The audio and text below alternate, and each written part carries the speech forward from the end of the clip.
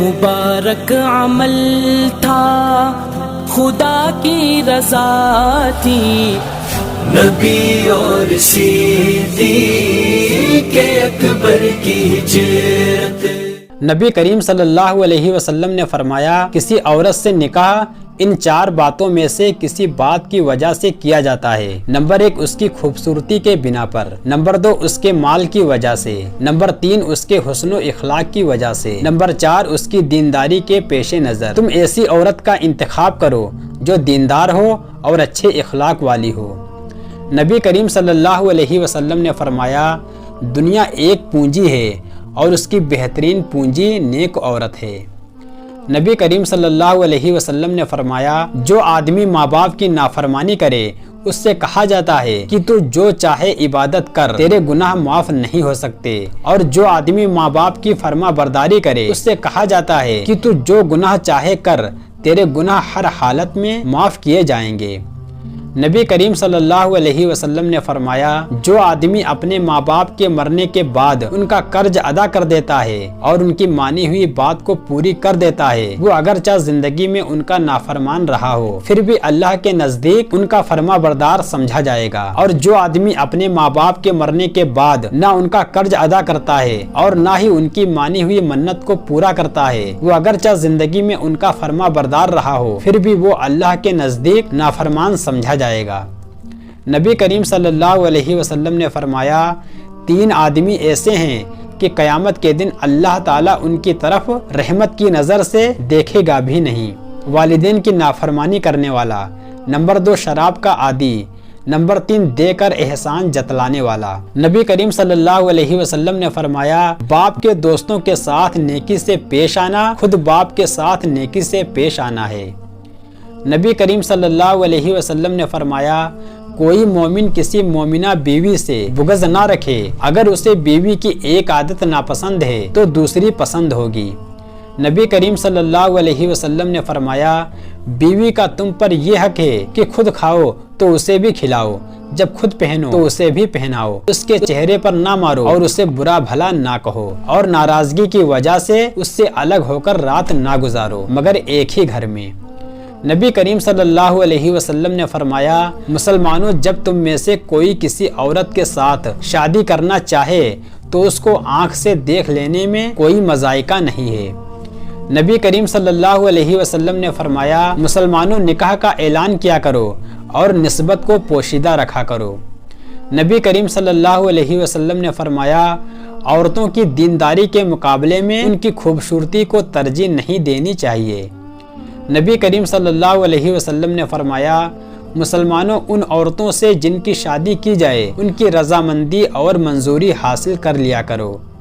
نبی کریم صلی اللہ علیہ وسلم نے فرمایا 3 آدمی ایسے ہیں کہ اللہ تعالیٰ نے ان کی مدد اپنے ذمے قرار دی ہوئی ہے، ایک اللہ کے راستے میں جہاد کرنے والا، دوسرے مکاتب جو ادائیگی کا ارادہ رکھتا ہو یعنی وہ غلام جس کے آقا نے یہ کہہ رکھا ہو کہ اتنی رقم مجھے لاؤ اور تم آزاد ہو، تیسرا وہ نکاح کرنے والا جو پاک دامنی کی خاطر نکاح کرنا چاہتا ہو۔ نبی کریم صلی اللہ علیہ وسلم نے فرمایا جو آدمی عیالداری بڑھ جانے کے خیال سے شادی نہ کرے وہ ہماری امت میں نہیں ہے۔ نبی کریم صلی اللہ علیہ وسلم نے فرمایا عورتوں کو راستے کے درمیان میں چلنے کی اجازت نہیں ہے۔ نبی کریم صلی اللہ علیہ وسلم نے فرمایا 1 دینار وہ ہے جو تم نے اللہ کی راہ میں خرچ کیا، 1 دینار وہ ہے جس کے ذریعے تم نے کوئی غلام آزاد کیا، 1 دینار وہ ہے جو تم نے کسی مسکین کو صدقے کے طور پر دے دیا، اور 1 دینار وہ ہے جو تم نے اپنی بیوی پر خرچ کیا۔ ان میں سب سے زیادہ ثواب اس دینار پر ملے گا جو تم نے اپنی بیوی پر خرچ کیا۔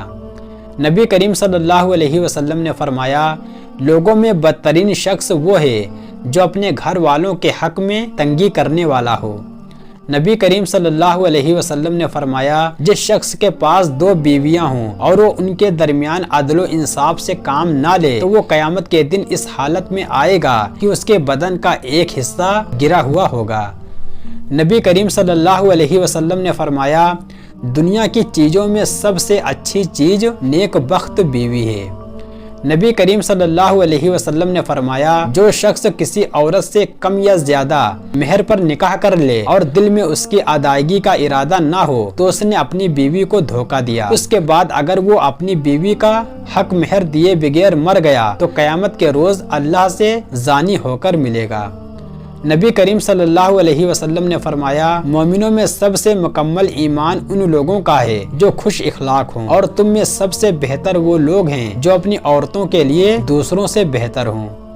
نبی صلی اللہ علیہ وسلم نے فرمایا بچے کو 7 سال کی عمر میں نماز سکھا دو اور 10 سال کی عمر میں نماز ترک کرنے پر اسے مارو۔ نبی کریم صلی اللہ علیہ وسلم نے فرمایا وہ مکان جس میں بچے نہ ہوں اس میں کوئی برکت نہیں ہے۔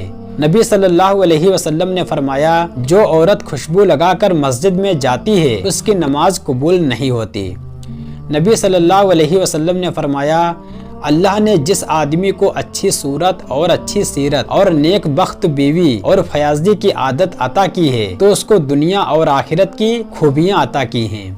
نبی کریم صلی اللہ علیہ وسلم نے فرمایا جس عورت کا انتقال اس حالت میں ہو کہ اس کا شوہر اس سے راضی ہو تو وہ جنت میں جائے گی۔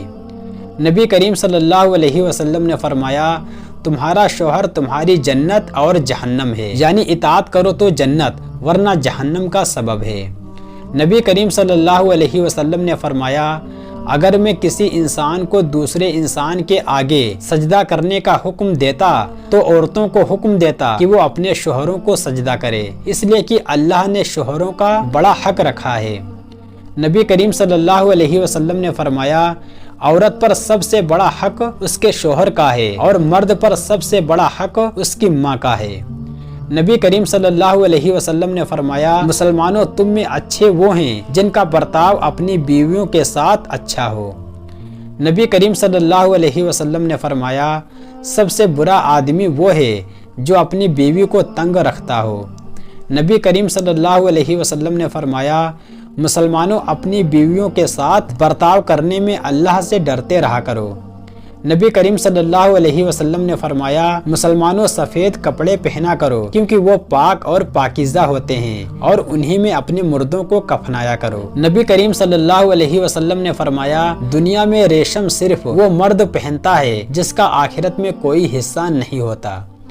نبی کریم صلی اللہ علیہ وسلم نے فرمایا جو آدمی قریبی رشتہ داروں سے قطع تعلق کرتا ہے وہ بہشت میں داخل نہیں ہوگا۔ نبی کریم صلی اللہ علیہ وسلم نے فرمایا جب تم میں سے کوئی کھائے تو داہنے ہاتھ سے کھائے اور پیے تو داہنے ہاتھ سے پیے۔